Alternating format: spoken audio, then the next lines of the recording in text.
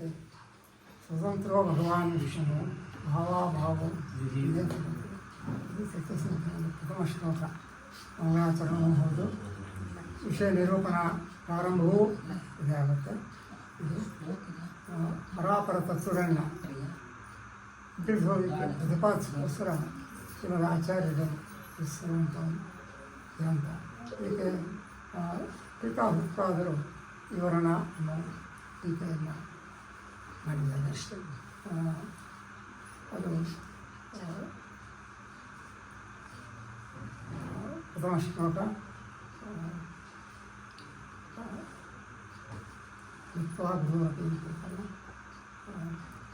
ಲಕ್ಷ್ಮೀಪತೇಃ ಪದಾಂಬೋಜಯುಗಂ ಅಥವಾ ಪುರೋರಪಿ ತತ್ವಸಂಚಾಲನಾಖ್ಯಾಂ ನಾತಿ ಇದಕ್ಕೆ ಭಾವದೀಪ ರಾಘವೇಂದ್ರ ಸ್ವಾಮಿ ಮಾಡಿದ್ದು. ಭಾವದೀಪ ಪ್ರಣಮ್ಯಾಗಣ್ಯ ಕಲ್ಯಾಣಂ ಶ್ರೀ ಪ್ರಾಣನಾಯಕ ವಿವರಣೆ ಯಥಾಬೋಧಂ ತತ್ವಸಂಖ್ಯಾನ ಪಂಚಕ ಭಗವತ್ತತ್ವ ಮತ್ತು ಜಗತ್ತತ್ವ ಇದನ್ನು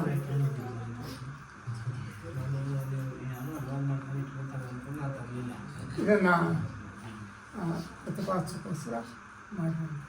ಇದರಲ್ಲಿ ಪ್ರಪ್ರಥಮವಾಗಿ ಟೀಕಾಭಿಪ್ರಾಯರು ವಿಮೋಕ್ಷಣ ಖಲು ಪರಮಾತ್ಮ ಜಗದಯಾದಿ ನಿಮಿತ್ತತ್ವೇನ ಅವಶ್ಯಂ ಅವಗಂತವ್ಯಃ ಇತಿ ಸಚ್ಚಾಸ್ತ್ರಾಣಾಂ ಅವಿಪ್ರತಿಪನ್ನೋರ್ಥಃ. ಮೊಟ್ಟ ಮೊದಲ ವಾಕ್ಯ. ಪರಮಾತ್ಮ ಜಗತ್ತಿನ ಸೃಷ್ಟಿ ಲಯ ಸ್ಥಿತಿ ನಿಯಮನ ಜ್ಞಾನ ಅಜ್ಞಾನ ಬಂಧನ ಈ ಅಷ್ಟಪದಿ ಇದಕ್ಕೆಲ್ಲ ಕಾರಣಕರ್ತ ಭಗವಂತ ಪರಮಾತ್ಮ ಅಂತ ಅವಶ್ಯವಾಗಿ ತಿಳಿದುಕೊಳ್ಳಬೇಕಾದ್ದು. ಯಾರು ಮುಮುಕ್ಷುಗಳು, ಮುಮುಕ್ಷು ಕಹಾನು ಯಹ ಮೋಕ್ಷಮ ಅಪೇಕ್ಷತೆ ಸಹ ಮುಮುಕ್ಷು. ಯಾರು ಮೋಕ್ಷನ ಅಪೇಕ್ಷೆ ಮಾಡ್ತಾರೆ ಅದ್ರ ಜೊತೆ ಇನ್ನೊಂದು ಸೇರಿಸ್ಬೇಕಾಗುತ್ತೆ. ಕೇವಲ ಅಪೇಕ್ಷತೆ ತನ್ನ ಮಾರ್ಗೇ ಪ್ರವರ್ತತೆ. ಆ ಮಾರ್ಗದಲ್ಲಿ ಹೋಗಬೇಕು. ಅದೇ ಅಪೇಕ್ಷೆ ಪಟ್ಟರೆ ಆ ಮಾರ್ಗದಲ್ಲಿ ಹೋಗಬೇಕು. ತನ್ಮಾರ್ಗೆ ಅರ್ಥಾತ್ ಮುಕ್ತಿ ಮಾರ್ಗೆ ಅರ್ಥಾತ್ ಶ್ರೀಮದಾನಂದ ತೀರ್ಥ ಪದೋತ್ಪಾದಾಚಾರ್ಯ ಅದೇಣ ವಿರಚಿತ ಮುಕ್ತಿ ಮಾರ್ಗೆ ಅಂತ ಸೇರಿಸ್ತೇವೆ ನಾವು. ಆ ಮಾರ್ಗದಲ್ಲಿ ಹೋಗೋದು ಮುಮುಕ್ಷುಗಳು. ಅವರು ಏನು ತಿಳ್ಕೋಬೇಕು? ಶ್ರೀಹರಿ ಸೃಷ್ಟಾಧಿಕರ್ತ ಕರ್ತ ಅದು ಅವ್ರು ಹೇಳ್ತಾ ಇರೋದಲ್ಲ, ಅಲ್ಲಿಗೆ ನಿಲ್ಲಿಸಲ್ಲ. ಇತಿ ಸಕಲ ಶಾಸ್ತ್ರಾಣ ಸಕಲ ಸಚ್ಚಾಸ್ತ್ರಾಣ ಶಾಸ್ತ್ರಾಸ್ತ್ರಾಣ ಅವಿಪ್ರತಿಪನ್ನೋರ್ಥ ಎಲ್ಲ ಸಕಲ ಶಾಸ್ತ್ರಗಳು ಸಹ ಇದನ್ನು ನಿಸ್ಸಂದೇಹವಾಗಿ ಸ್ಫುಟವಾಗಿ ಸಾರ್ತಾ ಇದೆ. ವಿರೋಧವಿಲ್ಲದೆ ಅವಿಪ್ರತಿಪನ್ನ ಅಂತ ಸಾರ್ತಾ ಇದೆ. ಅದು ಶಸ್ತ್ರಾಸ್ತ್ರಗಳು ಯಾವ್ಯಾವು? ಋಕ್ ಯಜು ಸಾಮವೇದ ಅಥರ್ವಾಶ್ಚ ಭಾರತಂಚ ಪಂಚರಾತ್ರಿಕ ಮೂಲ ರಾಮಾಯಣ ಶಾಸ್ತ್ರ ಅಭಿಧೇಯತೆ. ಈ ಸಕಲ ಶಾಸ್ತ್ರಗಳ ಸಾರ್ತಾ ಇದೆ. ಅದಂತೂ 7 4 ವೇದಗಳು, 3 ಮಹಾಭಾರತ ರಾಮಾಯಣ, ಸಪ್ತಶಿವಾಸು ಮಾತೃಷು ಲಲಿತಾ ಸಪ್ತಶಿವಾಸು ಮಾತೃಷು. ಆ 7 ವಾಯುದೇವರ ಬುದ್ಧಿಸ್ತ. ಎಲ್ಲ 7 ಪೂರ್ಣ ಬುದ್ಧಿಸ್ತ. ಅದಕ್ಕೆ ಅವರಿಗೆ ತಿರೋಧಾರನೇ ಇಲ್ಲ.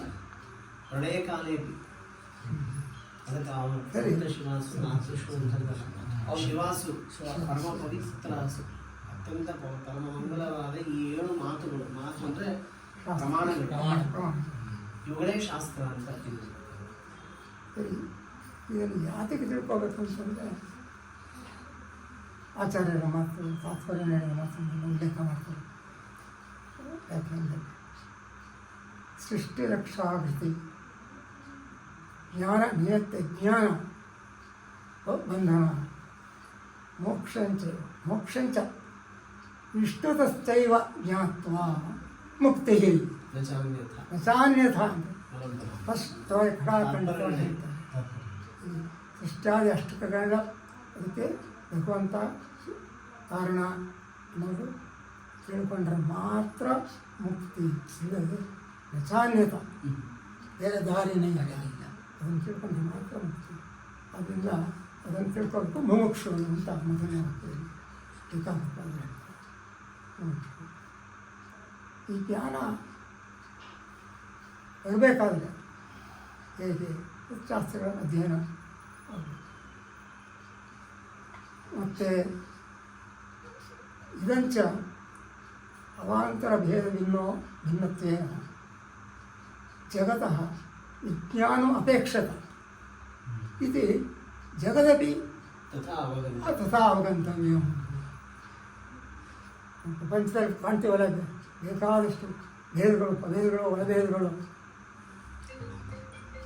ಲಕ್ಷ ಯೋನ ಜೀವಿಗಳು ಬೇಕಾದಷ್ಟು ಉಂಟು.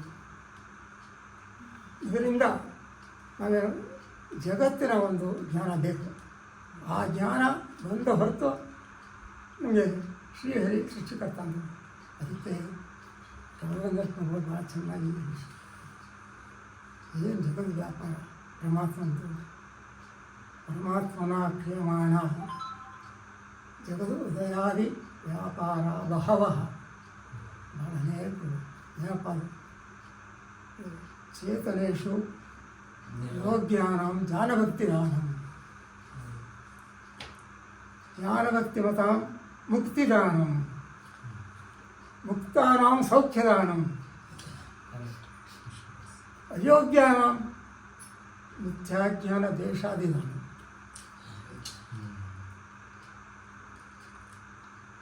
ಮಿಶ್ರಾಣ ಸುಖ ದುಃಖ ಉಭಯಾದಿದಾನಂ. ಎರಡು ಮಿಶ್ರಾಣ. ಇದು ಚೇತನೇಶು. ಜಡೇಶು ಭಾವಪದಾರ್ಥಕಾರ್ಯ ಪದಾರ್ಥಾನ ವೃತ್ತಿಕ್ಷಯದಾನ. ಜಡ ಪದಾರ್ಥಕ್ಕೆ ಬುದ್ಧಿಕ್ಷಯ. ರಾಗಭಾವ ಅಭಾವೇಶು ಭಾವದಲ್ಲಿ ಆಯಿತು, ಅಭಾವದಲ್ಲಿ ರಾಗಭಾವೇಶು ನಾಶದಾನ. ಧ್ವಂಸಸ್ಯ ಜನ್ಮದಾನ. ಇದಲ್ಲದೆ ಇನ್ನೊಂದಿದೆ ತ್ರೈಕಾಲಿಕ ಭಾವೇಶು ಸದಾಭಾವ. ತ್ರೈಕಾಲಿಕ ಭಾವ ಷಷ್ಠದ ಏಕ ಪ್ರಕಾರದ ದಾನ. ಒಂದೇ ರೀತಿ ಇರುವಂಥದ್ದು ಏಕ ಪ್ರಕಾರ. ಇದೆಲ್ಲ ಪರಮಾತ್ಮನ ಕ್ರಿಯಮಾಣ ಬಹವ ಇತ್ಯಾದಯ ಇಷ್ಟೊಂದೆಲ್ಲ ಮಾಡಬೇಕಾದ್ರೆ, ಇಷ್ಟೊಂದು ವ್ಯಾಪಾರಗಳು ನಡೀಬೇಕಾದ್ರೆ ಚೇತನ ಭಾವ ಅವಾಂತರ ಭೇದೋಪೇತ ನಾನಾ ಚೇತನ ಸಮುದಾಯ ರೂಪಂ ಜಗತಃ ಜ್ಞಾನಂ ವಿನಾ ಜಗದಯಾದಿಕ ಕರ್ತಾ ಶ್ರೀಹರಿ ಜ್ಞಾನ ಅಸಂಭವಾತ್. ಜ್ಞಾನ ಅಸಂಭವಾತ್. ಈ ಜ್ಞಾನ ಬರದೇ ಹೋದರೆ ಶ್ರೀಹರಿ ಸೃಷ್ಟಿಕರ್ತ ಅನ್ನೋ ಜ್ಞಾನ ಬರೋದಕ್ಕೆ ಸಾಧ್ಯವೇ ಇಲ್ಲ. ಆದ್ದರಿಂದ ಜಗತ್ತಿನ ಜ್ಞಾನ ಬೇಕು. ಪರಮಾತ್ಮನ ಜ್ಞಾನದಿಂದ ಮುಕ್ತಿ. ಅದು ಪರಮಾತ್ಮ ಜ್ಞಾನ ಒಂದೇ. ಯಾಕೆ ಜಗಜ್ಞಾನ ಬೇಕಾಗಿ ಜಗತ್ತಿನ ಜ್ಞಾನ ಬೇಕು. ಜಗತ್ತತ್ವ ಯಾಕೆ ಅಂತ ಕೇಳಿದರೆ ಅದಕ್ಕೆ ಸಮಾಧಾನ ಸ್ವಾಮಿ ಅವರು ಕೊಡ್ತಾರೆ. ಆದ್ದರಿಂದ ಜಗತ್ತತ್ವ ಪರಮಾತ್ಮನ ತತ್ವದಂತೆ ಜಗತ್ತತ್ವ ಅವಶ್ಯಕ. ಆದರೆ ತದಿದಂ ಪ್ರಧಾನಾಂಗಭೂತಂ. ಅದು ಭಾಳ ಚೆನ್ನಾಗಿದೆ. ಪ್ರಧಾನಾಂಗಭೂತ. ಒಂದು ಪ್ರಧಾನ, ಒಂದು ಅದರ ಅಂಗಾಂಗಿ ಭಾಗ. ಪ್ರಧಾನವಾದ್ದು ಭಗವತ್ತತ್ವ, ಅದಕ್ಕೆ ಅಂಗವಾದ್ದು ಜಗತ್ತು. ಎರಡೂ ಬೇಕು. ಅದೇ ಬೇಕಾದಷ್ಟು ಗ್ರಂಥಗಳೆಲ್ಲ ಬಂದಿದೆ. ಇದು ಭಗವತಾರ ಸಕ ಕಪಿಲಾದಿರೂಪ ಕಪಿಲ ಕೃತ ಸಾಂಖ್ಯ ತತ್ವದೇಶ ಪಾಂಚರಾತ್ರ ಇವೆಲ್ಲ ವಿಷಯಗಳಿರುವಾಗ ಈ ನಮ್ಮ ತತ್ವ ಸಂಖ್ಯಾನ ಅನ್ನೋ ಗ್ರಂಥ ವ್ಯರ್ಥ ಆಗತ್ತಲ್ಲ ಅಂತ ಸಂದೇಹ, ಒಂದು ಶಂಕ. ಇದಾಗಬೇಕು, ವ್ಯರ್ಥ ಆಗಿದೆ ತತ್ವಸಂಖ್ಯಾನವನ್ನು. ಈ ಗ್ರಂಥಗಳಲ್ಲೇ ಇವೆಲ್ಲ ಪ್ರತಿಪಾದಿತವಾಗಿದೆ. ಈ ತತ್ವಸಂಖ್ಯಾನ ವ್ಯರ್ಥ ಆಗುತ್ತೆ. ಅದಕ್ಕೆ ಟೀಕಾಪಾದರು ಹೇಳ್ತಾರೆ, ತದೀರಂ ಪುರಾಣಾಂಗಭೂತಂ ತತ್ವದ್ವಯಂ ಶಾಸ್ತ್ರೇ ವಿಕ್ಷಿಪ್ಯ ಪ್ರತಿಪಾದಿತಂ ಶಿಷ್ಟಹಿತತೆಯ ಸಂರಕ್ಷ್ಯ ಪ್ರತಿಪಾದಯಿತು ಪ್ರಕರಣಮಿದಂ ಆರಭತೆ ಭಗವಾನ್ ಆಚಾರ್ಯ. ಅಂದರೆ ಇಲ್ಲೆಲ್ಲ ಹರಡಿದೆ, ಎಲ್ಲ ತತ್ವಗಳೆಲ್ಲ ಇದೆ, ಅದೆಲ್ಲ ಇಲ್ಲೆಲ್ಲ ಹರಡಿದೆ. ಅದನ್ನು ಗ್ರಾಹ್ಯ ಮಾಡೋದು ಕಷ್ಟ. ಅದಕ್ಕೋಸ್ಕರ ಅದನ್ನೆಲ್ಲ ಏಕೀಕೃತ ಮಾಡಿ ಸಂರಕ್ಷ್ಯ, ಯಾರಿಗೋಸ್ಕರ? ಶಿಷ್ಯಹಿತಕ್ಕೋಸ್ಕರ. ಶಿಷ್ಯಹಿತತೆಯ ಅದನ್ನು ಸಂಗ್ರಹ ಮಾಡಿ ಪ್ರತಿಪಾದಿಸೋದಕ್ಕೋಸ್ಕರ ಶ್ರೀಮದ್ ಆಚಾರ್ಯರು, ಭಗವಾನ್ ಆಚಾರ್ಯ ಅತ್ಯಂತ ಕರುಣೆಯಿಂದ ಕಾರಣದಿಂದ ತತ್ವಸಂಖ್ಯಾನವನ್ನು ಗ್ರಂಥವನ್ನು ರಚಿಸಿದ್ದಾರೆ ಅಂತ ಹೇಳಿ ತತ್ವಸಂಖ್ಯಾನವನ್ನು ಒಂದು ಜಗತ್ತನ್ನು ಅನುಭವಿಸ್ತಾರೆ. ಅದರ ವಿಭಾಗ ಅನುವಾದ ಎಲ್ಲ ನಮ್ಮ ಚಿರಂಜೀವಿ ಪ್ರಮಾಣ ಇವ್ರ ಅಣ್ಣನ ಮಕ್ಕಳು.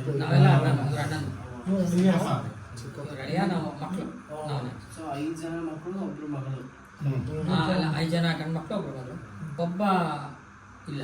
ಅದೇ ಈಗ 2 ವರ್ಷ ಹಿಂದೆ ಹೌದು, ಇಲ್ಲೇ ಇದ್ದವರು ಅವರು ಒಂದು ಇನ್ನೊಬ್ಬ ಅವ್ರ ನನ್ನ ಕಸಿನ್, ನಮ್ಮ ದೊಡ್ಡಪ್ಪ.